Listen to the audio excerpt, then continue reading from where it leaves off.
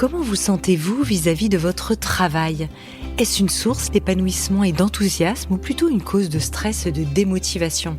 Alors si vous vous reconnaissez plutôt dans la deuxième catégorie, si chaque semaine par exemple vous attendez avec impatience le week-end ou les prochaines vacances, alors je vous recommande vraiment chaudement le Parcours Chance. Vous le savez, un partenaire fidèle de Métamorphose. Parce que la vie est trop courte pour être gaspillée dans un travail qui ne vous convient plus. Chance, c'est bien plus qu'une simple plateforme, c'est une communauté d'entraide professionnelle déterminée à vous aider à retrouver votre place dans le monde du travail. La méthode de la communauté Chance est unique et éprouvée. En seulement 3 mois, vous pourrez redéfinir vos objectifs professionnels et retrouver ce qui vous passionne vraiment avec l'accompagnement d'un coach professionnel dédié. Si ce message trouve écho en vous, je vous invite à passer à l'action dès maintenant. Rendez-vous sur le site chance.co pour bénéficier d'un entretien gratuit avec un conseiller et changer ce qui ne va plus dans votre vie professionnelle.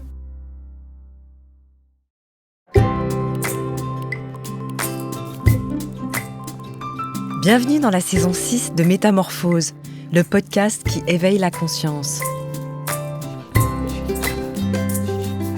Au fil des semaines, je vous invite à découvrir avec moi des sujets inspirants portés par des personnalités lumineuses pour cheminer ensemble vers un éveil des consciences. Métamorphose, le podcast qui éveille la conscience.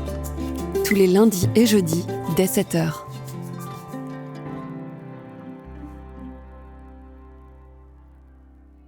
Les 9 mois de grossesse ne concernent pas uniquement le développement physique de l'enfant à naître. Il développe aussi son système nerveux et son psychisme. La vie intra-utérine est le premier espace dans lequel nous évoluons. Les interactions que nous avons avec lui façonnent notre perception du monde. L'entrée dans le monde est souvent un passage violent et parfois douloureux. De nombreux traumatismes peuvent ainsi avoir lieu pendant la période prénatale et leur impact sur notre santé mentale à l'âge adulte est réel. Mon invité est un expert en pédagogie et en communication comportementale, initiateur de la régulation émotionnelle et de la méthode Tipeee. À force d'entendre ses patients, ses clients revivre lors des consultations sans même s'en rendre compte des situations évoquant leur vie intra-utérine ou leur naissance, il a voulu comprendre les liens qui existent entre ce qu'il se passe pendant ces 9 mois et lors de la venue au monde et l'état émotionnel d'une personne. Il défriche ainsi un nouveau champ de la recherche et rassemble ses conclusions dans un livre qui vient tout juste de paraître, Le fœtus, c'est inconnu, aux éditions Émotions Fortes. Bonjour Luc Nicon. Bonjour. Comment ça va ? Mais bien. Bien. Vous êtes bien installé ? Avec une première conférence qui était hier soir, très agréable. Au sujet de ce livre ? Oui, les gens semblent vraiment bien accrochés sur le sujet, c'est assez formidable.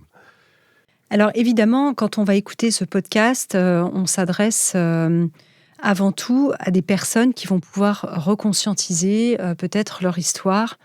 Alors non, ils ne vont pas forcément évidemment avoir de souvenirs de leur vie in utero, mais on va se remémorer tout ce prénatal, peut-être l'histoire de nos parents, ce qui a pu être vécu. Si des femmes enceintes souhaitent nous écouter, on va mettre quand même peut-être une toute petite précaution.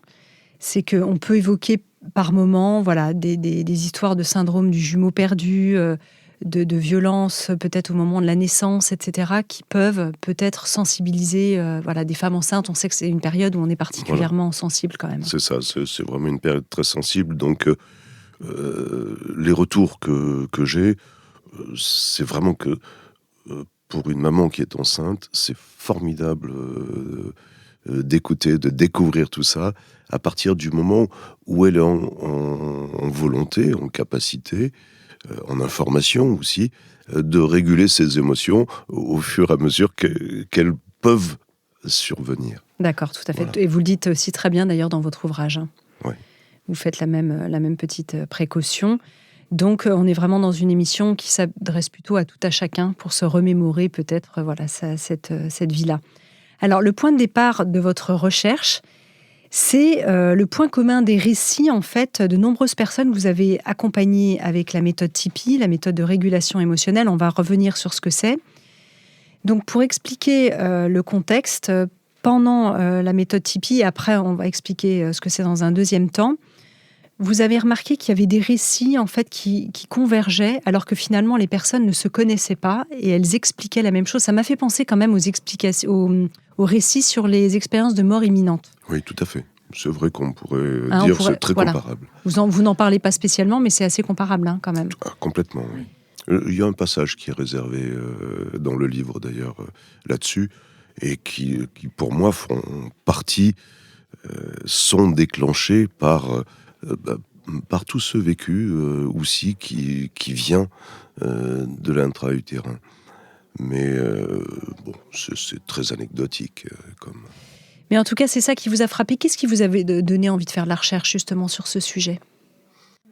À vrai dire, quand j'ai fait cette découverte de la régulation émotionnelle, avec ce processus si simple, si particulier, je connaissais rien au fœtus, j'avais aucune idée de l'origine des émotions, qui est le sous-titre du livre, et j'ai découvert complètement par inadvertance les choses. C'est en écoutant les gens faire des régulations, donc se plonger dans la racine de leur traumatisme qui produisent les difficultés émotionnelles, où ces personnes-là me donnaient également des images, des sons, des choses qui leur venaient comme ça, spontanément. Et ça parlait beaucoup de prénatal et de naissance. Moi, au départ, je prenais ça pour ce que c'était, mais sans plus, parce que ma recherche, moi, c'était l'efficacité que les personnes puissent réguler leurs difficultés émotionnelles et que ça soit terminé pour elles, ces difficultés émotionnelles. C'était pas du tout de savoir ce qui pouvait se passer, où est-ce qu'elles allaient pour réguler ces difficultés, etc. Sauf que, comme vous le dites, formidable, étonnant, des descriptions qui revenaient presque tout le temps. À 5, 10 événements particuliers qui semblaient être retracés par ces descriptions, qui se ressemblaient étrangement et qui venaient je ne sais d'où. Donc au bout d'un moment, ça finit par m'intriguer. Oui. Et voilà, ça commence là en fait, l'histoire du fœtus. Et le fait que aujourd'hui, d'une certaine manière, je suis devenu un peu un spécialiste du fœtus vécu de l'intérieur. Oui. Voilà. Alors, vous avez combien d'années de pratique, justement ? Parce que des récits, on peut le dire, Luc Nicon, vous en avez entendu. Oui. Beaucoup. Aujourd'hui, ça se chiffre à 1 millier. Au tout départ, dans mon étude initiale, c'était 300 à peu près. Après, ça s'est quand même beaucoup atténué parce que le protocole a beaucoup évolué. Je n'ai plus pris en compte que les sensations physiques et plus du tout toutes les images, les visions que les gens pouvaient avoir. Ça raccourcit énormément le temps des séances. Mais par contre, côté grand écran, je dirais presque, côté revécu assez souvent extraordinaire, là maintenant, ça devient beaucoup moins sympa, quoi. Oui. Alors c'est vrai que ce protocole, on en a un petit peu parlé, donc vous faites une étude auprès de 300 personnes et vous leur demandez s'ils peuvent être filmés et ensuite de faire, si ça peut être écrit ou alors de faire le récit écrit de ce revécu, c'est ça ? Oui, enregistré sonore, uniquement, oui. Et donc c'est à partir de là que vous allez travailler en fait sur cette matière. C'est ça. Et quand je me suis rendu compte qu'il s'agissait vraiment non pas d'élucubration, je dirais comme ça, mais bien de récits de ce que les gens revivaient, que c'était bien leur réalité et qu'ils avaient bien vécu ça, j'ai commencé à revenir sur mes premiers enregistrements, à les réécouter, à les sélectionner, à les regrouper et voir un petit peu ce que tout cela donnait. Donc effectivement, aujourd'hui, j'ai une médiathèque sur le sujet qui est très très conséquente. Ouais. Alors c'est un peu une première parce qu'il y a des études évidemment qui sont faites sur la vie in utero, sur le prénatal, mais il n'y a pas grand-chose sur les liens entre la psychologie et le fœtus. Il y en a encore assez peu finalement. Il y en a peu, oui. Qu'est-ce qu'il existe comme étude sur le sujet ? On en connaît ? connais surtout des études aujourd'hui qui sont sur le développement physique et cognitif de l'enfant par rapport à ce que les mamans ont pu vivre pendant la grossesse. Mais pas sur le côté émotionnel. Sur le côté émotionnel, il y a vraiment très très peu de choses. Il faut remonter dans l'ouvrage, pour moi, qui est un ouvrage référence de Ludwig Janus, un Allemand, qui a amené ce qui n'existe qu'en Allemagne d'ailleurs, en première année de psychologie, le premier module qui est étudié par les étudiants, c'est un module qui s'appelle psychologie prénatale. Et il a regroupé à peu près tous les écrits qui sont disponibles, qui parlent essentiellement de la naissance. Avec des visions qui sont plus adaptées aujourd'hui par rapport à ce daté, livre. Quoi.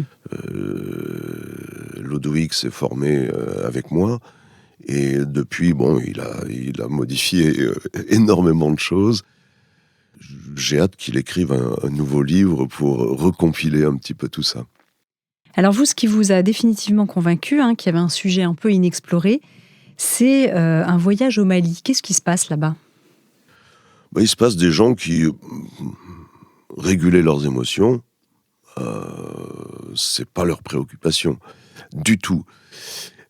Et pourtant, quand je me retrouve dans un petit village complètement perdu, désert, je vois un groupe d'enfants qui jouaient avec un enfant qui était à l'écart. C'était des ados plus que des enfants. Et donc je demande à mon guide, mais pourquoi lui, il est à l'écart ? Il me dit, mais parce que il est bourré de peur, parce que... évidemment. Le thérapeute jaillit. Je ne pouvais que... Le sauveur thérapeute arrive. Je ne pouvais que m'approcher de lui. Et puis, par l'intermédiaire de mon guide, lui demander, mais qu'est-ce qui se passe ? De quoi tu as peur ? Donc il me dit, je fais le protocole habituel, et là tout se passe très bien, et donc en 30 secondes, 1 minute, et après, il va juste rejoindre copains et copines, et puis il va s'amuser avec eux, etc. Je crois que ça a tellement sidéré le village que le lendemain, j'avais une queue. J'étais assis dans un fauteuil qu'on m'avait mis sous l'arbre du village. C'était le chef d'un coup du village, là. Et ce qui était extraordinaire, c'est que du coup, mon guide avait appris le protocole. Ah oui ? Moi, j'étais juste là. Et lui, il déroulait le protocole à chaque passage de personne. C'était lui qui faisait le thérapeute, en fait. C'est ça. Et ce que racontaient ces personnes était vraiment de l'ordre du prénatal. C'était très simple, ça durait pas longtemps, mais les images étaient chocs. Et c'était vraiment le prénatal qui était visé, qui était revécu à ce moment-là. Et tout le monde repartait, tout bien. Et là, je me suis dit, mais c'est vraiment universel, cette histoire. On n'est pas du tout dans quelque chose qui est culturel. Oui. Mais tout le monde. Et depuis, j'ai bien pu me rendre compte que ça soit avec des Chinois, avec des Marocains, partout, c'est pareil. Partout, on réagit pareil, et partout, on a vécu les mêmes choses. Nous sommes finalement égaux Ouais. au sein du ventre de notre mère. Et ça, je trouve que c'est une image formidable. Ouais, c'est beau, en fait. Ouais. Il y a une grande humanité, en fait, quand on pense à ça, qui est aussi très bonne et très douce. Alors, on parle de cette régulation émotionnelle, mais certainement plein de nos auditrices et nos auditeurs ne savent pas forcément ce que c'est. Évidemment, le terme de régulation émotionnelle, déjà, parle un peu de lui-même. On avait fait une émission fabuleuse qui avait eu un grand succès. C'était au tout début de Métamorphose, numéro 65, qui s'appelait « Apprendre à réguler ses émotions » Très bon pour souvenir. libérer ses peurs. Comment ? Un très bon souvenir. Ouais, j'avais un très, très, très bon souvenir aussi. Et puis, Vous m'avez mis le pied à l'étrier à tel point que j'ai parlé de vous aussi dans mon dernier livre. Je vous le donnerai tout à l'heure. Parce que, Merci. voilà. Mais en tout cas, c'est vrai que cette méthode, qu'on appelle aussi la méthode Tipeee, de régulation émotionnelle, elle est, ce que je trouve génial, c'est qu'elle est absolument universelle. Là, vous l'expliquez très bien, c'est-à-dire qu'on n'a pas besoin ni de matériel, ni quoi que ce soit. Vous parliez de 30 secondes, 1 minute. Vous nous la rappelez un petit peu comme ça. Oui. Le côté universel, c'est ce qui m'a vraiment motivé à partager, parce qu'au départ, c'est pas particulièrement ce que je cherchais. Je suis très heureux d'avoir découvert cette possibilité, et donc de la partager, ça me semblait quasi naturel, normal de le faire. C'est très simple. Je suis en émotion, plutôt que d'essayer de repousser tout ce qui est désagréable dans l'émotion, c'est-à-dire tout ce qui se passe dans le corps. Parce que c'est ça que l'on essaie de rejeter, même si on ne s'en rend pas forcément compte. Mais la première chose qui se passe quand je suis en émotion, c'est d'ailleurs ce qui m'avertit que quelque chose ne va pas. C'est ce qui se passe dans mon corps, ce sont les sensations physiques qui sont dans mon corps. Si je m'intéresse à ces sensations physiques, loin de les rejeter, loin de les tenir à distance, si je m'intéresse à elles, que je les laisse faire ce qu'elles veulent, me traverser, me transporter comme elles veulent, et c'est pas si désagréable que ça finalement, eh bien très vite, on a évoqué 30 secondes, 1 minute, ça va s'arrêter. Déjà c'est formidable, mais ce qui m'a poussé définitivement à aller dans cette voie, à persister dans cette voie, c'est que non seulement c'est très rapide, ça apaise tout de suite dans l'immédiat, mais surtout ça ne revient pas après. Oui, ça tient dans le temps. C'est ça qui voilà. est quand même... on le voit dans votre étude, là, parce que là, vous avez des milliers de patients, mais là, dans cette étude en particulier sur les 300 personnes que vous avez suivies dans le temps, jusqu'à 1 an, je crois, oui. après le... Même plus. Même plus, mais disons que voilà, bon nombre de personnes disent effectivement les émotions et celles qui sont corrélées ne reviennent pas. Voilà. Et ça, c'est exceptionnel parce que ça permet vraiment de faire un travail de fond. Les CHU actuellement ne s'y trompent pas. Il y a plein d'études qui se mettent en marche là-dessus ou qui sont déjà en marche, qui sont déjà faites.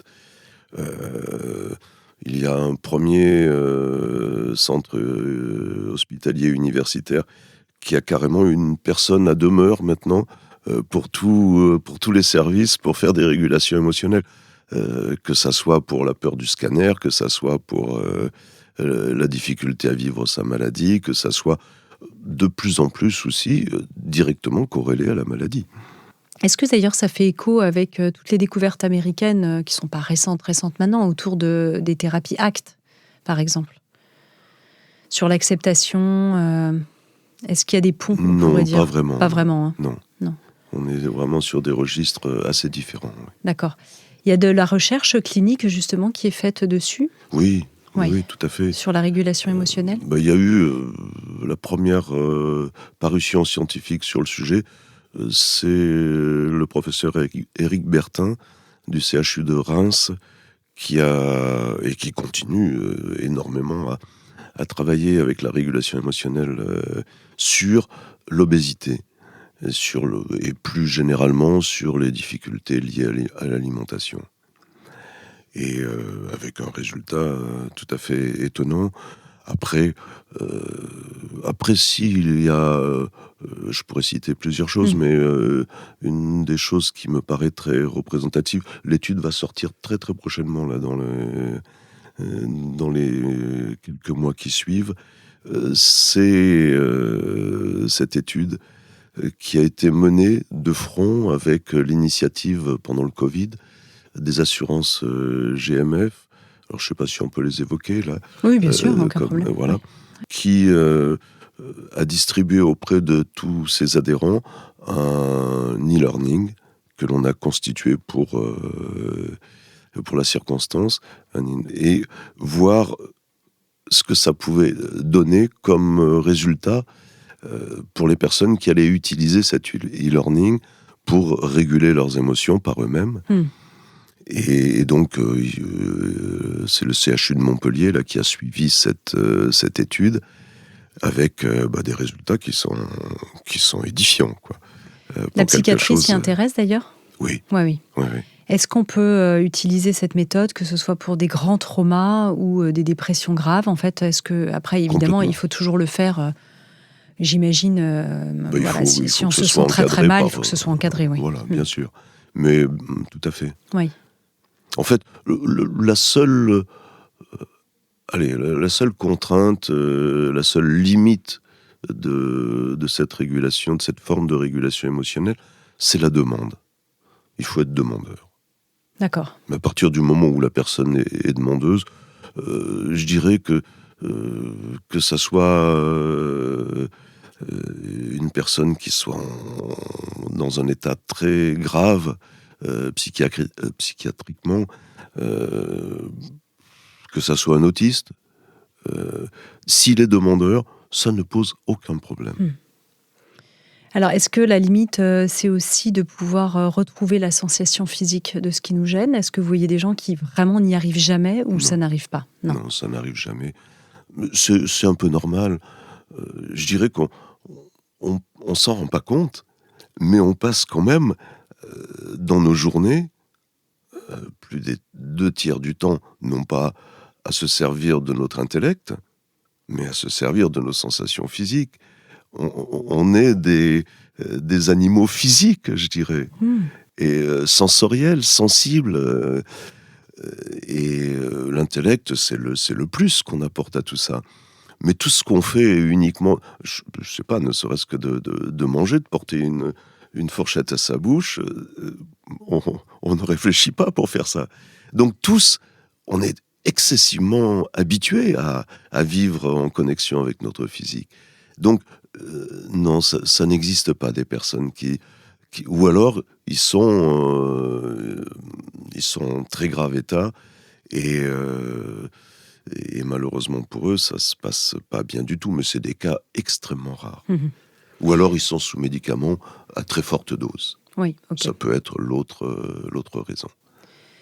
Alors c'était important, pourquoi est-ce qu'on est revenu sur la régulation émotionnelle ? Ça a à voir directement avec notre sujet, puisque c'est en passant par cette approche que les personnes qui vont avoir ces revécus traumatiques du prénatal vont pouvoir se libérer de ces traumas, bien souvent évidemment inconscients, puisqu'on a très peu de mémoire.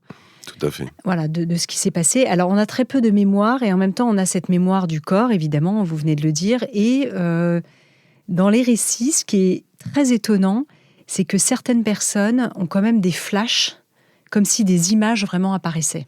Oui. Ça, vous le racontez.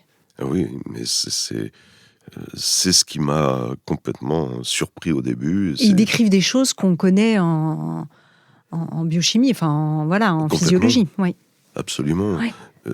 Là où j'étais définitivement... où je suis passé du stade intrigué au stade « Ah, mais il faut absolument étudier ça », c'est vraiment quand j'ai ouvert les premiers livres d'obstétrique. Par rapport à tout ce que les gens me racontaient, je me suis dit, mais ça, où est-ce qu'on parle de prénatal ? Bon, dans les livres d'obstétrique, je me suis dit, je dois trouver ça. Oui. Et effectivement, quand j'ai ouvert le premier livre, c'était un précis d'obstétrique pour étudiants, donc quelque chose de très basique. Ah, mais tout était là. Tout ce que les gens me racontaient, tous ces flashs, c'était dans le livre. Simplement, vu de l'extérieur, du point de vue et c'était technique. Ce n'étaient pas des obstétriciens que vous aviez régulés. Sinon, on pourrait se dire, ils connaissent le sujet. Là, c'était pas le cas. Vraiment pas du tout. Et après, quand j'ai fait écouter ces enregistrements, certains enregistrements à des obstétriciens, oui. Mais ils étaient ahuris. Ils disaient, mais c'est incroyable. C'est vraiment ce qui se passe, mais simplement, vous l'avez en description de l'intérieur, de la personne, du fœtus qui est en train de le vivre. C'est formidable. Et je suis resté en contact avec certains et c'est à chaque fois on partage des choses comme ça, c'est formidable. D'ailleurs, vous appelez dans votre ouvrage les chercheurs à vous rejoindre pour aller plus loin en fait dans Bien ces sûr. découvertes, parce que c'est vraiment intéressant et là on voit qu'il y a Ouais. beaucoup de choses encore à défricher. Vous C'est ma Oui, problématique un petit peu actuelle, oui. et c'est aussi l'objet un peu de ce livre, c'est de première, premier objectif, c'est vraiment de dire: «Ça suffit». Tout ce qui se passe dans le ventre maternel, on le sait depuis des années et des années. Je dirais que, les premiers ouvrages d'obstétrique sur lesquels j'ai pu mettre la main remontent à une cinquantaine d'années. Tout ça, c'est décrit parfaitement.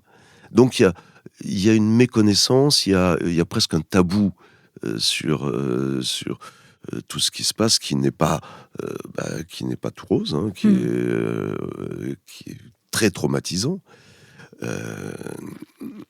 il faut en prendre compte, il faut en parler, il faut qu'on sache ça maintenant. Parce qu'il y a tellement retiré, au contraire, il y a tellement de choses à savoir. Il faut que ça devienne quelque chose qui appartienne à la vie, à notre vie, et pas notre vie qui commence pas à notre naissance, mais qui commence avant, avec tout ce qui se passe de formidable, et puis tout ce qui se passe de moins formidable.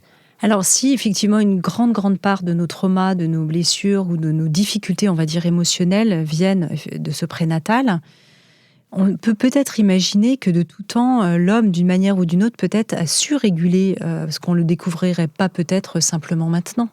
Est-ce qu'il trouvait d'autres manières de réguler ses blessures et ses traumas? Je ne sais pas, mais je suis convaincu que sans doute, Oui. les choses se faisaient beaucoup plus simplement. Je pense que c'est avec l'introduction de l'intellect et la volonté de maîtriser les choses qu'on a sans doute perdu cette possibilité complètement naturelle de rétablir ce qui avait été défaillant. Hmm. Ça me paraît assez évident. J'y crois beaucoup. Alors, vous passez en revue un certain nombre de blessures ou de traumas qui peuvent être liés à ça. Peut-être nous les citer, qu'on sache un petit peu la portée, Bien sûr. effectivement, de ce champ-là. Oui, je disais tout à l'heure, premièrement, donc partager au plus grand nombre, puis pour compléter, pour finir, Oui, pardon. vraiment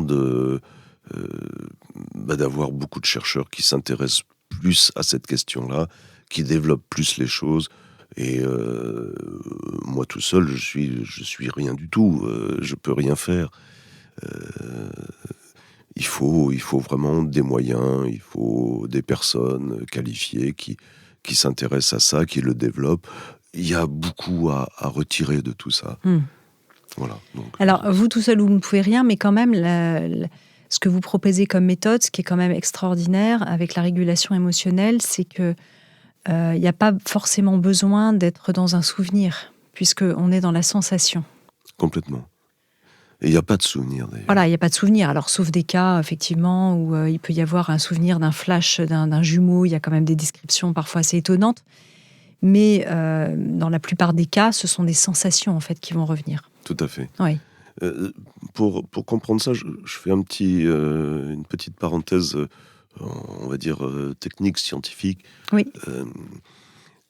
C'est- Contrairement au sujet que l'on aborde, les difficultés émotionnelles, elles naissent pas du fait que le fœtus vit des traumatismes. Elles naissent du fait que les fœtus perdent conscience, beaucoup. C'est surtout la perte de conscience qui génère après des troubles émotionnels. Et cette perte de conscience, elle est très particulière, parce que quand on perd conscience, ce qui se passe, c'est qu'on ne se souvient pas. Il y a une amnésie systématique qui est liée à la perte de conscience. À part si on fait une NDE, où on va se souvenir de ce qui s'est passé pendant la perte de conscience. Mais c'est plutôt rare. Sinon, c'est une amnésie. Et donc, on ne se souvient pas de ce qui s'est passé. On ne se souvient pas du traumatisme qui s'est passé, de cette souffrance qui a pu être vécue. Ça se déclenchera si toutes les conditions sont réunies une nouvelle fois pour que cet événement se reproduise, ou risque de se reproduire. Et là, la peur s'enclenche. Le stress, l'angoisse, toutes ces émotions qui peuvent nous assaillir.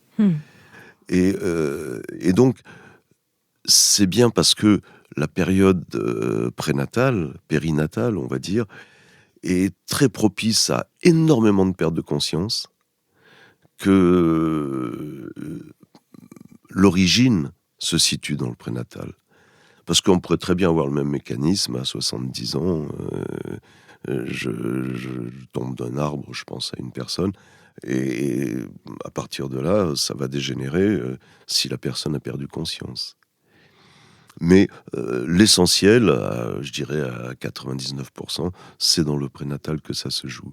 Je pensais aux pertes de conscience, enfin à l'amnésie traumatique justement, mais qui n'est pas dans le prénatal, qui parfois est aussi un mécanisme de survie salutaire. Ah, complètement. Oui. Oui. Mais qui, derrière, fait que, sans doute, va se développer des troubles psychologiques. Alors, dans vos pistes de réflexion, la question que je vous avais posée juste avant, c'est est-ce qu'on peut nommer les problématiques, justement, qui peuvent en découler? Alors, on va retrouver tous les grands troubles, mais c'est quand même intéressant, peut-être, de les redire. Je serais tenté, ça rendra peut-être les choses un peu plus humain encore. Je me suis amusé à voir qui j'étais en termes de ce qui avait pu se passer pour moi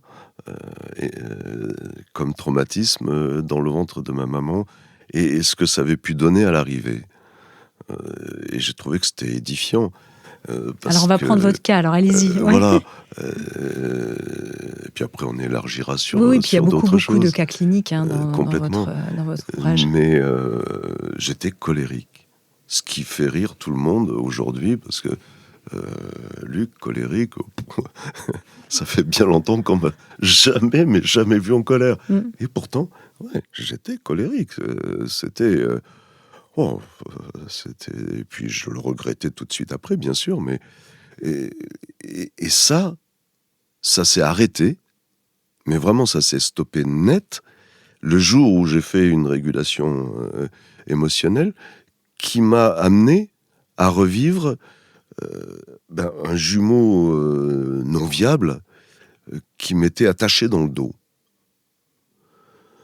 Et qui me mettait dans une rage terrible parce qu'il m'empêchait de faire ce que je voulais. En plus, à chaque fois que je faisais un mouvement, c'était douloureux, c'était violent, et jusqu'à ce qu'il finisse par se détacher.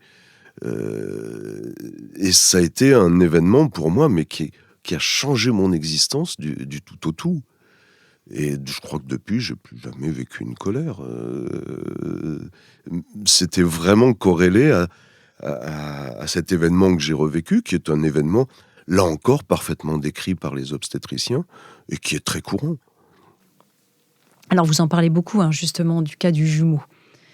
Alors, les chiffres sont un peu hasardeux sur ce sujet, parce qu'il y a encore une fois très peu d'études.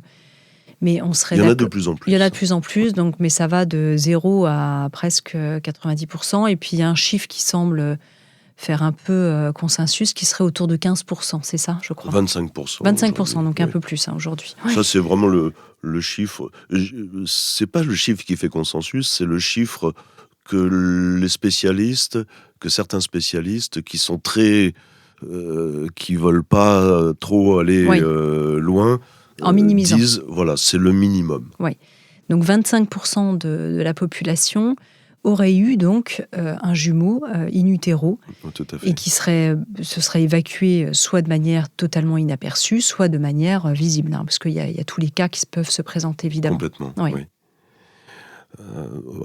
Tout dépend si effectivement on a vécu en compagnie d'un jumeau dizygote, c'est-à-dire dans une poche séparée, chacun sa poche. Chacun ses choses chez soi, les vaches seront bien gardées, vous alliez presque dire, non? Je vous ai entendu continuer la phrase. Ou monozygote, où là, c'est vraiment le partage d'une poche amniotique. Ce qui était votre cas, visiblement, pour l'avoir sur le dos. Pour moi, oui, c'était très clairement le cas, oui. Mais il y avait les deux. J'avais aussi de la compagnie, pas mal de compagnie, avec les régulations que j'ai faites dans ce que j'ai revisité perso. Il y avait des poches séparées, donc dizygotes et des jumeaux dizygotes, et puis dans ma propre poche, ce jumeau où on était siamois, mais pas dans le sens où on l'imagine habituellement, c'est-à-dire une reproduction identique, etc. Là, c'était un jumeau non viable qui n'était pas destiné manifestement à vivre dès le début. Alors, chez vous, on a bien compris, ça n'a pas entraîné un syndrome d'abandon, parce qu'il vous agaçait, et donc ça vous mettait en colère. Clairement. Et donc là, vous étiez bien tranquille sans lui. Ça, on l'entend bien. Mais ce qui n'est pas le cas de tout le monde. Au-delà de m'avoir agacé, exaspéré, énervé pendant longtemps, après, pour poursuivre sur cet exemple, oui. Bien comme il est dans la même poche, il ne va pas être évacué. À la différence des poches amniotiques qui contiennent des jumeaux non viables qui vont être évacués par le corps de la maman. Là, c'est pas le cas.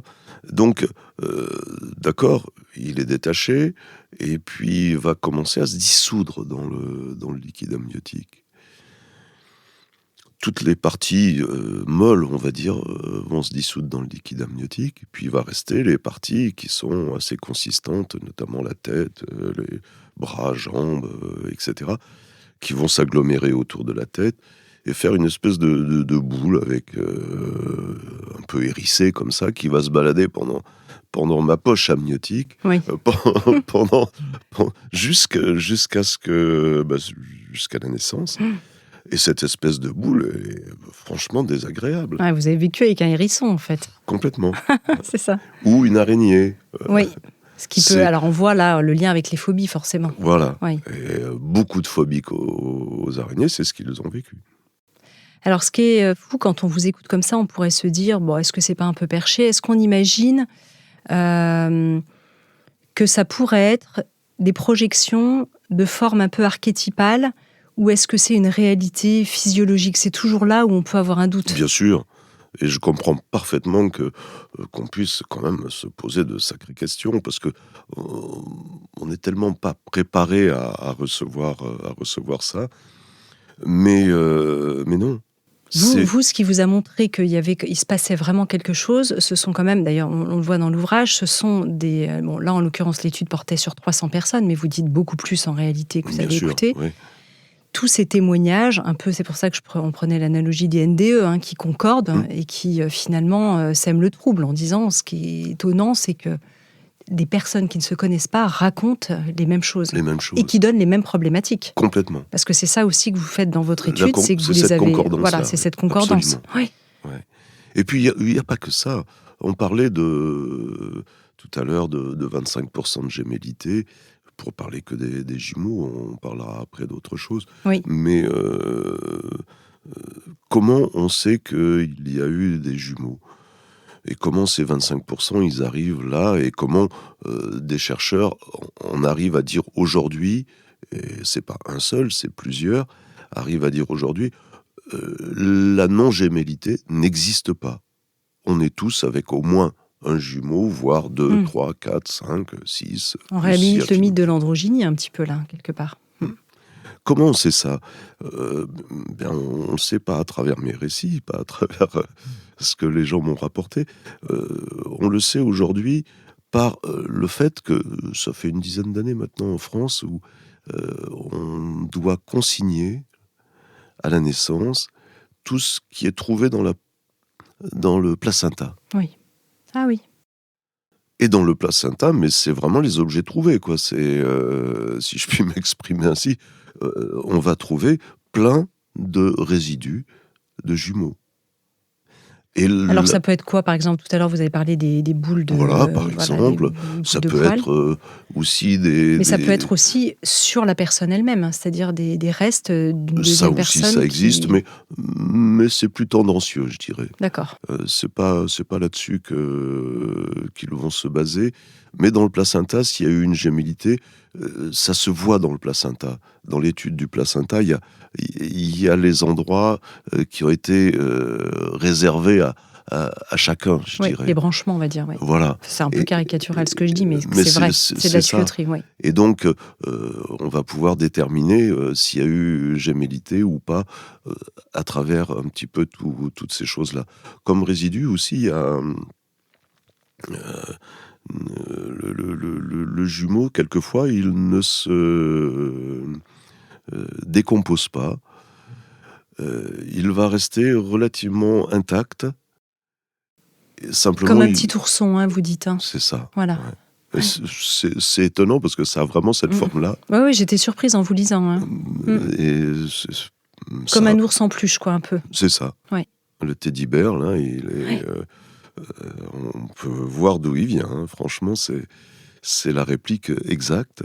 Donc, je cite ça parce que c'est étonnant, mais il y a plein de choses que l'on va retrouver et qui vont permettre de dire, oui, effectivement, il n'y a pas eu que celui qui vient de naître. Il y a des choses qui se sont passées là, avant, et alors, il y a des femmes qui en ont, qui prouvent factuellement qu'il se passe des choses. Des femmes en ont d'ailleurs la perception, c'est-à-dire qu'elles ont des saignements pendant la grossesse et leur grossesse après se déroule normalement. Complètement. Et ça, c'est vraiment les jumeaux dizygotes qui sont dans des poches séparées. Donc là, dès qu'un fœtus n'est pas viable, il est évacué. Qui est comme une fausse couche en réalité. Complètement. Enfin, c'est une fausse couche. Ouais, et pour avoir discuté avec beaucoup de gynécologues, d'obstétriciens, franchement, évidemment, ils vont pas dire à la maman quand elle vient parce qu'elle est inquiète, parce qu'elle a eu des saignements, on va pas lui dire, il y en a qui sont partis, quoi. Mais personne n'est dupe. Tout le monde sait qu'un saignement, c'est effectivement des jumeaux non viables qui ont été évacués. Il n'y a pas vraiment beaucoup d'autres raisons. En tout cas, s'il y a d'autres raisons, elles sont infimes. Oui, par rapport à celle-ci. En tout cas, alors, ces gémellités qui n'aboutissent pas, ou il n'y en a qu'un ou deux, parce que parfois, vous le mentionniez un petit peu à couvert, là, il n'y en a pas forcément que deux. Souvent, on pense jumeaux, mais ça peut être triplé, voire plus, peut-être, en tout cas en termes de fécondation au départ. Qu'est-ce que ça peut entraîner comme type de problématique ? Alors, j'imagine tout un tas de choses, mais quand même, est-ce qu'il y a des patterns qui reviennent plus souvent dans la gémellité ? Alors, vous, c'était pas du tout le cas, par exemple, de l'abandon ou de l'absence de l'autre, puisque celui-là a compris qu'il vous mettait en colère, il vous a dérangé, il prenait la place, un peu trop de place, alors qu'il était déjà plus là, en fait, en tout cas, quelque part. On a quand même du respect pour son... Voilà, c'est une forme d'incarnation. Oui, mais c'est quand même... pour revenir là-dessus, c'est quand même plus particulier que ça. C'est qu'il était moi-même, d'une certaine manière. On était reliés, on avait la même circulation sanguine, on avait... donc, c'est pas rien. En même temps, c'était une partie de moi-même. Quand on le pense comme ça fait bizarre. Oui, ça fait un peu des nœuds au cerveau, d'ailleurs. Et donc, quelles absences, justement, parfois, on remarque dans les traumas ou dans les blessures qui peuvent rejaillir de ça ? Qu'est-ce que ça peut donner comme typologie d'émotions chez les adultes ? Je vais peut-être prendre un grand classique qui est... Ah oui, mais chez les ados, c'est un sujet qui m'intéresse bien, ça. Par rapport à la gémellité. Parce que j'allais passer sur les cordons ombilicaux. Ah oui. Mais sur la gémellité... Alors, on va parler de la naissance et du cordon ombilical, hein, mais il faut qu'on avance parce que l'heure tourne, c'est passionnant. Oui. Mais on peut... votre livre est dense. Hein. Donc, on part sur quoi ? Non, mais continuez quand même sur la gémellité, parce que c'est quand même un gros pan, en fait, de cette étude. Oui. Les jumeaux attachés ne sont pas la majorité des jumeaux monozygotes qui sont dans la même poche. En général, il y a une période formidable d'échange qui se passe entre ces deux jumeaux jusqu'à ce qu'il y en ait un qui ne soit plus viable. Et toute cette période, je dirais presque béate, bah, c'est un peu le paradis perdu quand ça s'arrête. Et quand ça s'arrête, c'est très désorientant pour celui qui l'a vécu. Parce que les récits des personnes sont troublantes dans votre ouvrage, c'est qu'il y a quand même des souvenirs de jeux, de regard, on se regarde, Complètement. De présence de l'autre évidemment, etc. Il y a toute une danse, on pourrait dire. Tout à fait. Et ces récits sont extrêmement émouvants. Ouais. Et donc, quand ça s'arrête, mais c'est terrible parce que déjà, il faut bien voir que, justement, si on parle de voir, le fœtus qui va naître, il voit ce qui se passe dans cette poche amniotique, il voit l'autre qui émet de la lumière, parce qu'il a comme c'est un être énergétique, il y a de la lumière qui se diffuse de lui, il bouge, c'est très vivifiant, je dirais. Quand ça s'arrête, non seulement ça ne bouge plus, mais en plus il n'y a plus de lumière. Et il n'y a plus la présence. Voilà, ça affecte énormément celui qui reste. Derrière, psychologiquement, ça va être l'envie de retrouver cette luminosité, je dirais, et le paradis perdu, quoi. Alors, ce qui est quand même fou, je le rappelle, puisqu'on a quand même parlé de la régulation émotionnelle tout à l'heure, mais il suffit d'un revécu sensoriel, justement, à travers la régulation émotionnelle pour revenir sur cette empreinte et que la blessure qui se réactive cesse et ne se réactive plus. Alors, la solution paraît extrêmement simple et rapide et efficace par rapport à l'ampleur, je dirais, quand même, de ce qu'on est en train de décrire. Ouais. Ça paraît presque magique, je dirais, alors que c'est pas de la magie, ça n'a rien à voir. C'est pas... Mais à la fois, c'est magique et à la fois, c'est normal. Il y a quelque chose qui est resté bloqué pour nous suite à ce traumatisme, à cette perte de conscience qui s'est opérée à un moment donné. Mais c'est resté bloqué. Pour faire très, très vite, c'est une sorte de trace neuronale qui est bloquée dans notre cerveau, qui est plus atteignable, qui circule plus au niveau neuronal avec le reste, qui ne communique plus avec le reste.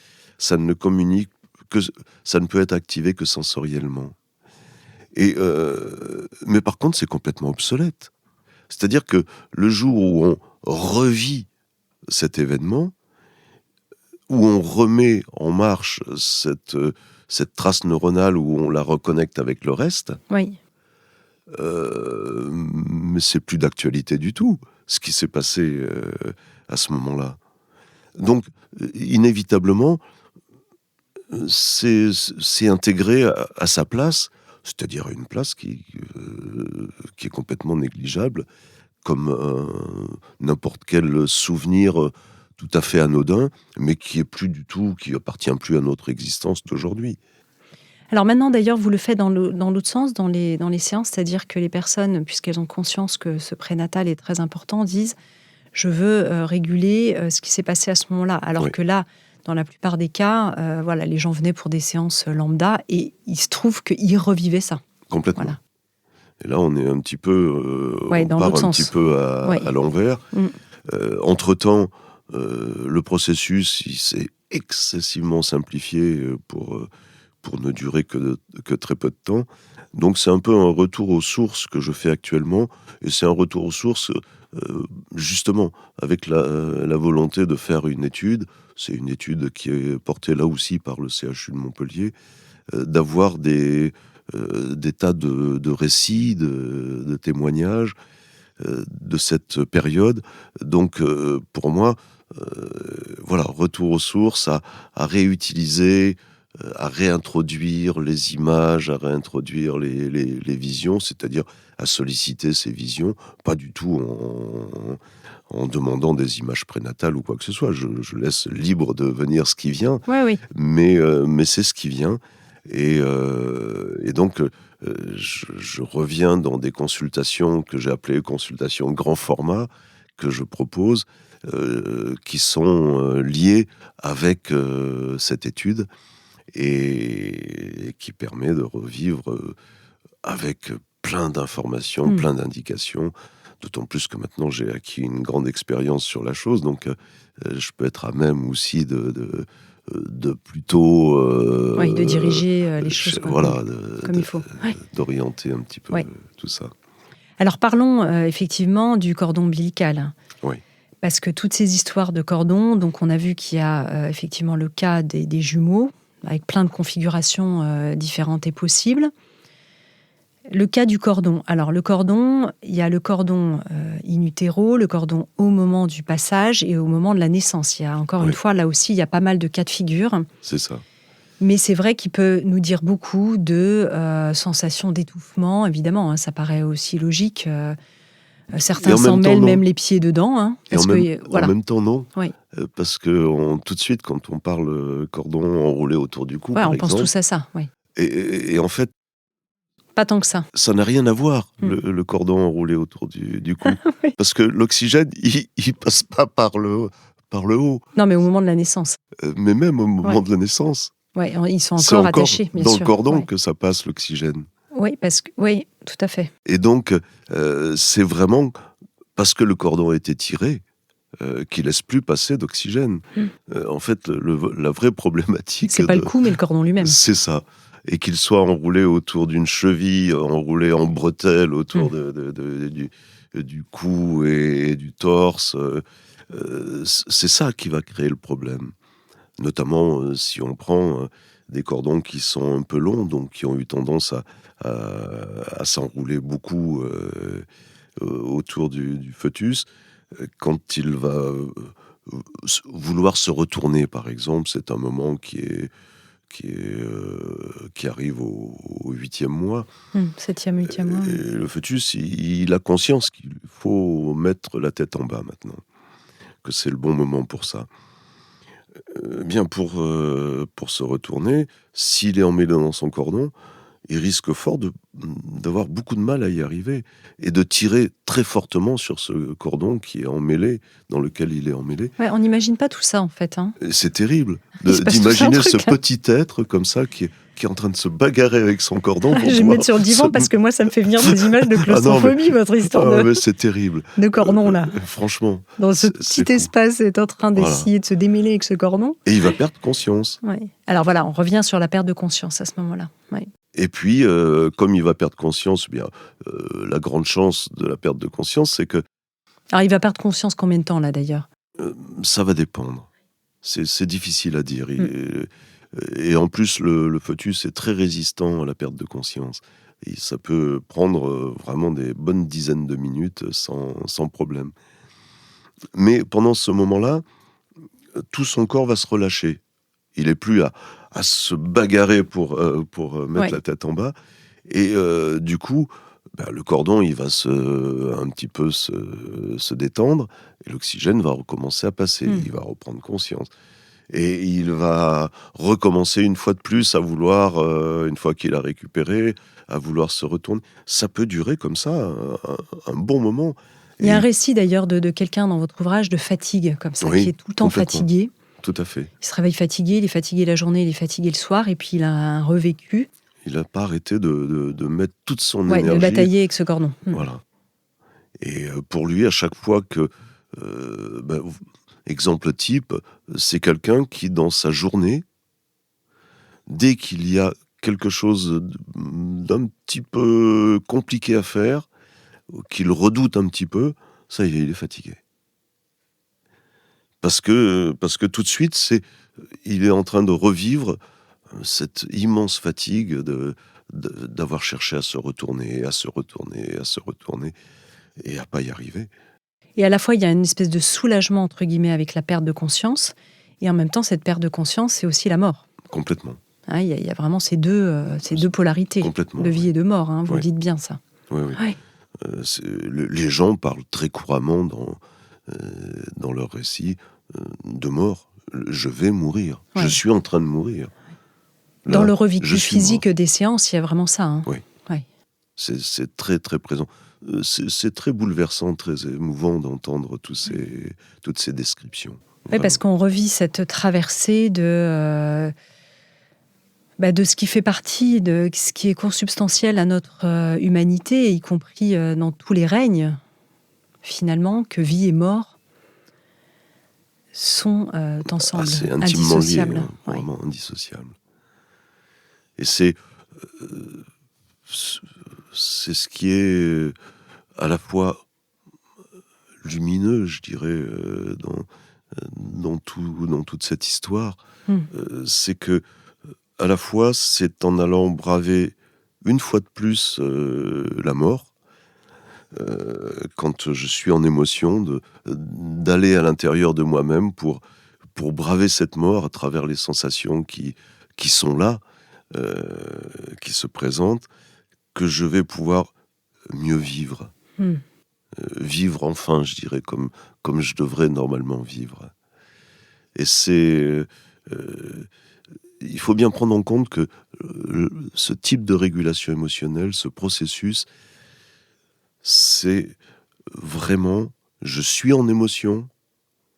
Eh bien, si je suis en émotion, c'est que je suis en train de revivre la réplique exacte du traumatisme que j'ai vécu, et dans la plupart des cas, in utero. Oui, ce qui est intéressant aussi, c'est que vous dites, c'est pas toujours parce qu'il y a eu des événements extérieurs qui ont impacté le fœtus. Alors oui, évidemment, il y a parfois des cas où il y a des événements extérieurs, la psyché évidemment de la mère à ce moment-là, mais c'est des émotions up and down, haut et bas, des coups de stress, je dirais que dans la vie de tous les jours, on en a. C'est pas forcément ça qui va impacter.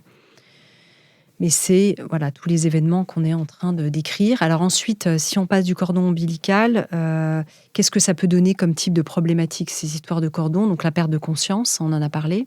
Oui. Et qui entraîne quoi après d'ailleurs dans la vie? Alors cette fatigue dans le cas de ce monsieur-là,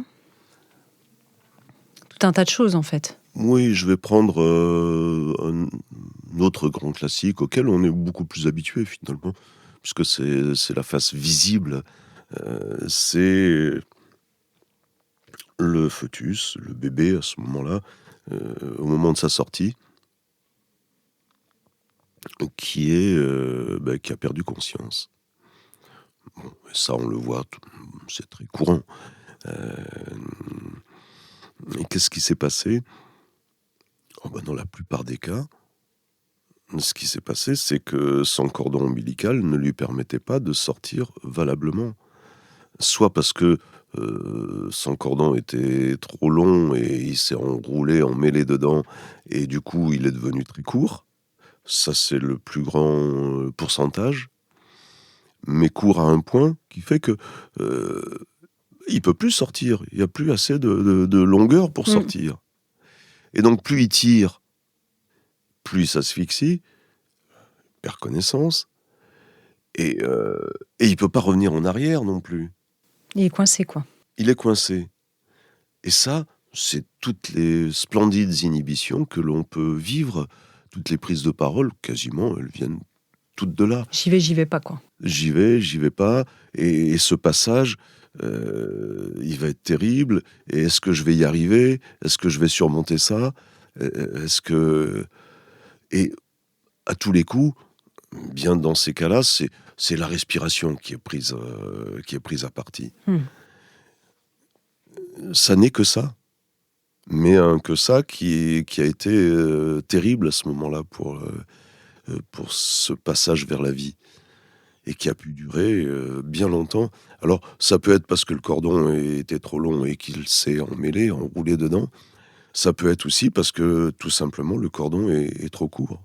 En termes de cordon, on est très différemment équipé. Un cordon, ça peut aller de quelques centimètres à 1,70 m à peu près. C'est fou, hein. Ah oui, complètement. Donc évidemment, on n'est pas égaux en termes de cordon. De taille de cordon. Et ceux qui sont les plus embêtés, c'est ceux qui ont des cordons longs. Évidemment, personne ne se souvient si à la naissance, son enfant... Enfin, très peu de personnes, évidemment. Ouais. Alors, le moment de la naissance, ce passage justement, et puis ensuite l'arrivée au monde, est-ce que là, il peut se passer aussi des choses qui nous impactent psychologiquement ? Moins. Après, Ce sentiment de vide, par exemple. oui, c'est ce que j'évoquerai le plus. Oui, C'est justement, mais c'est toujours en général lié suite au cordon, oui. à un bébé qui est emmêlé dans son cordon. Et pour l'accoucheur, la sage-femme, il faut le démêler de son cordon. Et pour ça, il y en a qui sont plus ou moins précautionneux que d'autres. Il y en a qui sont plus ou moins adroits que d'autres. Et des descriptions d'avoir été manipulé pour être enlevé de son cordon. Il y en a des gratinés quand même, Oui. où la personne derrière, ça c'est difficile de la faire monter dans un avion après. Hein. Ah oui. Et oui. Bon, ça tombe bien, il faut moins prendre l'avion maintenant. Absolument. Mais bon, on a battu des records après Covid. Les gens se sont mis à reprendre l'avion comme C'est jamais. fou. Et puis, Ouais. voilà, je ne m'exclus pas évidemment de cette problématique. Mais en tout cas, les gens décrivent aussi au moment de la naissance, et là on revient sur ce parallèle avec les NDE, mais de tunnel, de lumière au bout du tunnel. Et puis quand même, après ces sentiments d'être poussé, écrasé, comprimé, de douleur, d'étouffement, etc., d'une forme de libération. Et c'est ce qui va se revivre pendant les séances. Il va y avoir cette retraversée avec les sensations vraiment de mort à nouveau. Oui, complètement. Ouais. Avec, au niveau des sensations, c'est tout à fait édifiant. Ça commence par des douleurs au niveau du crâne. C'est les yeux après qui sont totalement écrasés, les mâchoires qui sont désaxées. Puis après, ça passe dans le dos. C'est un passage à chaque fois qui est très ordonné, mais pas agréable du tout. Et Vous tout voyez ça- d'ailleurs des patients, des personnes en souffrance quand elles revivent ça véritablement ? Oui, alors ça c'est une chose qu'il faut dire parce que ça peut vraiment faire peur, Oui. tout ce que je suis en train de décrire. Oui, À la fois, elles le vivent, elles le revivent, je dirais, mais à la fois avec beaucoup de distance. C'est-à-dire que si je leur demande après, mais c'était douloureux, ça a été très très dur. Ah non, c'est pas. À chaque fois, c'est toujours la même réaction. oui, oui. Non, c'était tout à fait acceptable, mais très impressionnant, Alors que quand elles étaient dedans, vous Ah avez oui. vu, vous, que c'était pas OK, quoi. c'est sûr. Ouais, c'est surprenant. Et d'ailleurs, vous dites que quand vous essayez de revenir pour retourner à ce point de départ, quand on voit que c'est régulé, que c'est passé, en fait, les personnes n'arrivent plus à repartir à ce point-là. Oui, c'est fini. C'est fini, hein. Oui. C'est passé. Ça peut même aller jusqu'au fait de plus se souvenir vraiment de ce qui a bien pu se passer, de ce qui... ah oui, c'est vrai que j'avais revécu ça. Ah oui, je me souviens maintenant que vous en reparlez. Ou à faire réécouter carrément les enregistrements. Ah, c'est impressionnant, je me souvenais absolument pas du tout D'avoir de tout dit ça. Et oui. On passe dans une zone justement un peu de perte de conscience quand on reparle de ça à nouveau. Ouais. Ouais. En revanche, ce dont elles s'aperçoivent bien, c'est que le revécu du trauma à travers une réactivation émotionnelle a cessé dans le Ça, temps. c'est clair. Voilà. Ouais. Qui peut être, alors on l'a dit tout au début de cette interview, qui peut être en cascade, hein, c'est-à-dire que c'est comme un train peut en cacher un autre, c'est-à-dire qu'une émotion peut cacher plusieurs problématiques derrière. Complètement. Hein. Complètement. Donc elles vont tout régler en même temps. Enfin, une partie. Pas tous leurs problèmes, mais je dirais Non, que pas tous leurs problèmes. ce Il qui faut peut être pas, lié en cascade. Malheureusement, pas donner de faux espoirs. Pardon. Une séance cas, et hop, c'est... non. Waouh. Ce qui pouvait être lié en fait à cette origine et qui en découlait, Voilà. là, peut être régulier en même temps. Complètement. On peut donner un exemple concret, justement, pour d'une personne. Oui, exemple type, j'ai le vertige. Bon, je vais revivre ce qui se passe quand j'ai le vertige, ce qui se passe dans mon corps quand j'ai le vertige. Et voilà, bon, j'ai plus le vertige, ok. Ça paraît simpliste à dire comme ça, mais c'est pourtant la réalité. J'ai le vertige. Donc, Voilà, je sais ce qu'il me reste très bientôt. faire. Oui, c'est ça, je sais ce qu'il me reste à faire. Je vais me précipiter dans votre cabinet avant que tous les auditeurs et auditrices de Métamorphose ne vous appellent, là, je vous préviens. Je plaisante. Donc, j'ai le vertige, et puis tout de suite après, j'ai plus le vertige. Ça y est, c'est terminé. J'en ai terminé avec le vertige. Et bizarrement, quand, je sais pas, qu'est-ce que je vais prendre, allez, quand je dois rencontrer mon banquier, par exemple. Vous voulez dire que c'est vertigineux de rencontrer son banquier ? Je ressens les mêmes choses. Oui, la même Ouais. appréhension. C'est les mêmes sensations. Ce que j'ai appelé une empreinte sensorielle. C'est la même empreinte sensorielle. C'est-à-dire que il n'y a pas une sensation qui se manifeste, mais quand je suis en émotion, il y a plusieurs sensations. Alors, on peut peut-être les redécrire. Ça peut être les mains moites, la tête qui tourne. Dans le vertige, très couramment, c'est de l'asphyxie, le cœur qui s'emballe. Et je sens plus mes jambes, j'ai plus du tout de sensation dans les jambes, voilà, par exemple. Et un peu de vide dans la tête. Oui. Voilà, ce type de sensation, eh bien, je vais le retrouver quand je reçois un message de mon banquier. Tout de suite, c'est ces sensations-là que je sens. Eh bien, quand je vais m'être débarrassé du vertige, j'aurai plus non plus la problématique du banquier. Parce que cette même empreinte sensorielle est née d'un même traumatisme au départ. Et donc, comme on va réguler ce traumatisme du départ, eh bien, ça va aussi désactiver, on peut dire les choses comme ça, harmoniser, peu importe le mot qu'on va utiliser,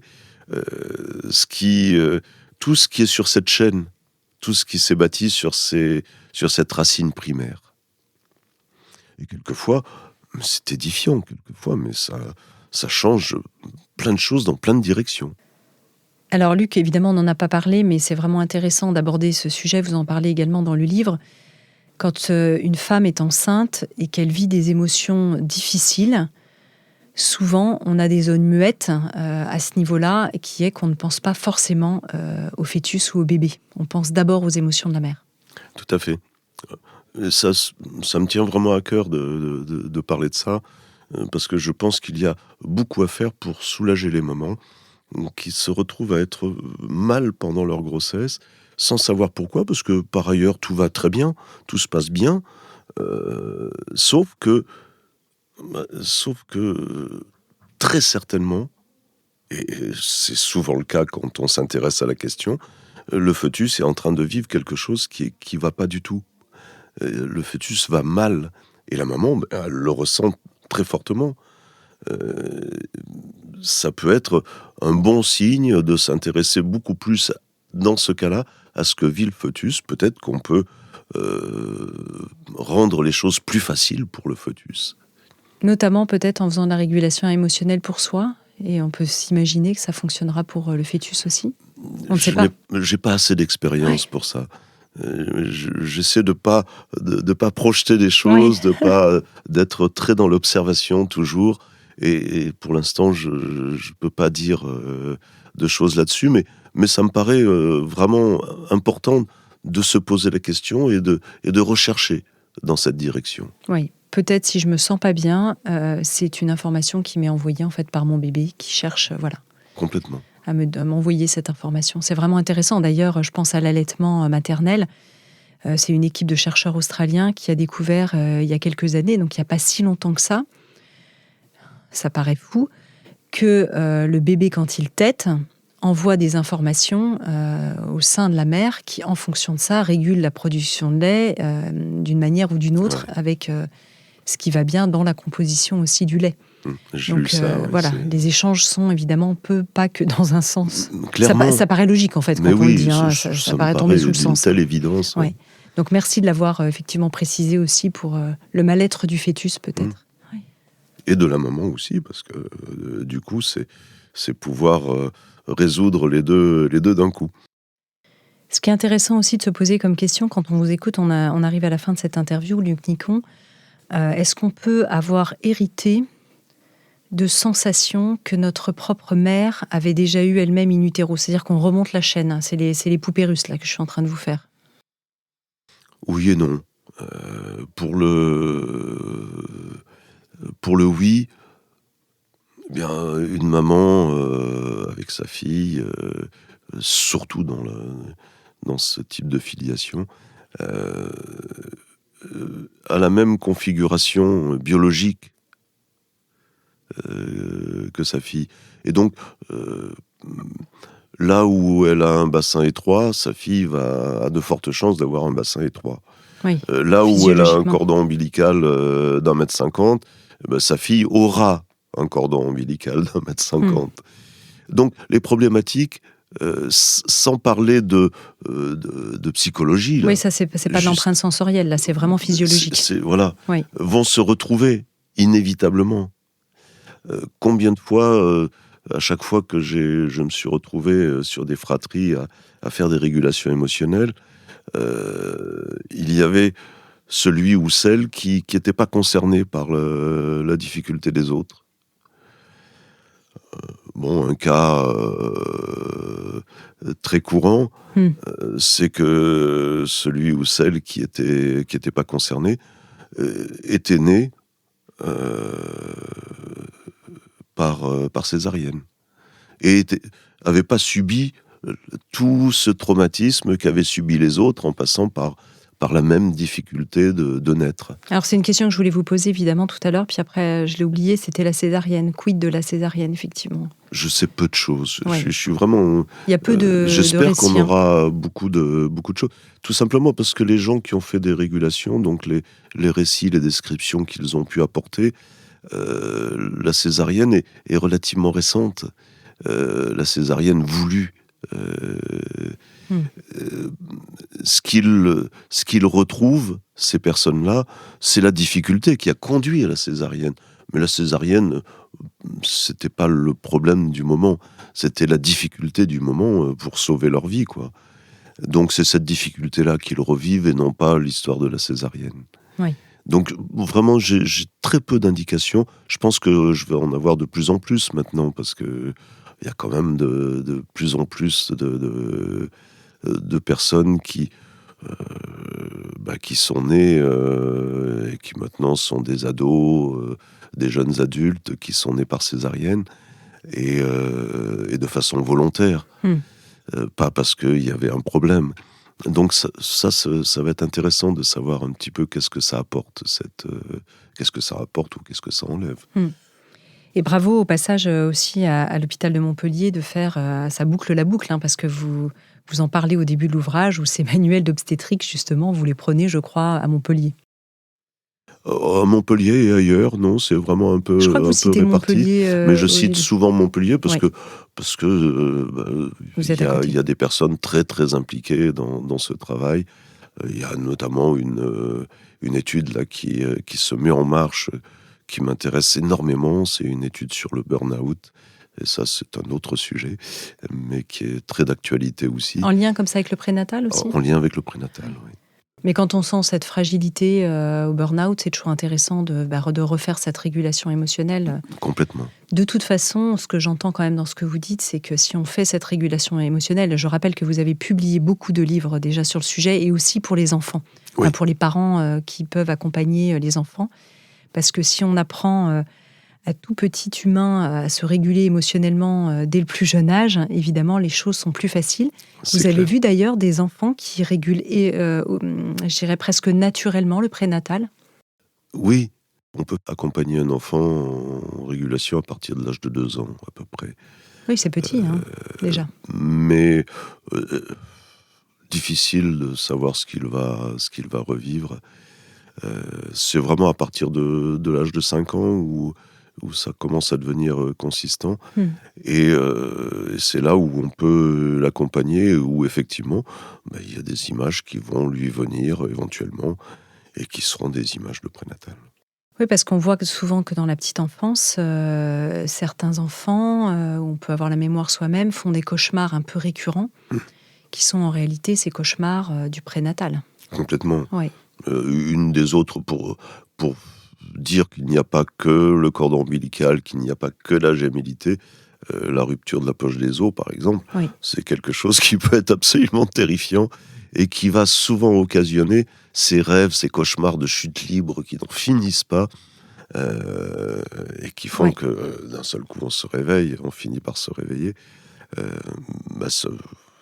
Ça vient vraiment en droite ligne. Il perd son milieu soudainement. C'est ça. Effectivement, c'est violent. Ouais, c'est très violent. En tout cas, celles et ceux qui nous écoutaient actuellement, chères auditrices et chers auditeurs, ça nous intéresserait beaucoup d'avoir vos retours sur est-ce que vous avez déjà fait une régulation émotionnelle autour de ces thématiques, avec soit Luc Nicon lui-même, soit des professionnels formés par Luc, ou est-ce que vous avez déjà eu des expériences, peut-être de revécu de votre prénatal, etc. Ce serait toujours intéressant de lire vos témoignages, de savoir aussi comment ça vous parle, tout ça. Et puis, on appelle peut-être des médecins, des chercheurs, qui nous écouteraient à se dire, si j'ai envie de me rapprocher de vous, peut-être à vous contacter à ce sujet. On peut toujours lancer également un appel de ce côté-là. Merci en tout cas infiniment, Luc Nicon. On pourrait en dire beaucoup, mais il y a aussi votre livre, évidemment, qui est une ressource sur le sujet. J'avoue qu'il est aussi un livre quand même de recherche. C'est un livre qui est pour le grand public, mais qui est quand même un livre de recherche avec beaucoup de témoignages, et qui s'intitule « Le fœtus, c'est inconnu » et qui vient juste de paraître aux éditions Émotions Fortes. Merci infiniment. Merci à vous, c'est toujours un vrai bonheur. Merci. Si vous avez aimé ce podcast, n'hésitez pas à lui donner 5 étoiles sur Spotify et surtout abonnez-vous gratuitement sur votre plateforme préférée pour ne manquer aucun épisode. Découvrez mes invités en avant-première sur Instagram à l'adresse Métamorphose Podcast et abonnez-vous aussi gratuitement dès maintenant à la newsletter Métamorphose pour être au courant de nos conférences, ateliers et de nos dernières actualités. Pour ça, rendez-vous sur notre nouveau site www.métamorphosePodcast.com. Métamorphose, le podcast qui éveille la conscience. Tous les lundis et jeudis, dès 7h.